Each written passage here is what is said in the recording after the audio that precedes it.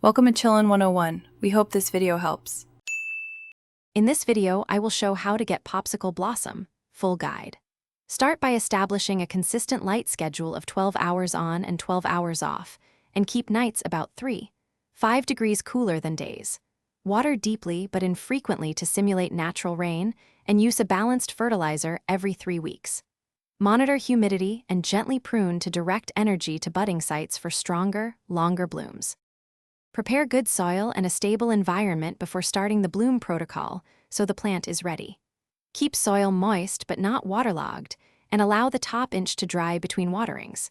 Provide steady airflow to prevent mold while preserving humidity around the leaves. Check for pests weekly and remove any damaged growth. Small adjustments now prevent big problems later and help the Popsicle blossom fully develop. If you're finding this guide helpful, please subscribe and like. It really helps the channel.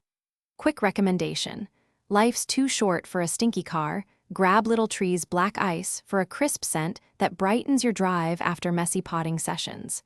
It's a small, fun way to enjoy the fruits of your gardening labor.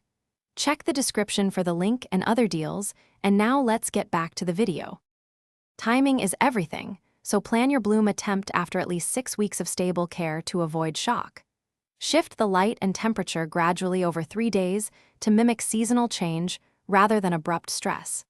Increase potassium-rich feedings and slightly reduce nitrogen to promote flower formation.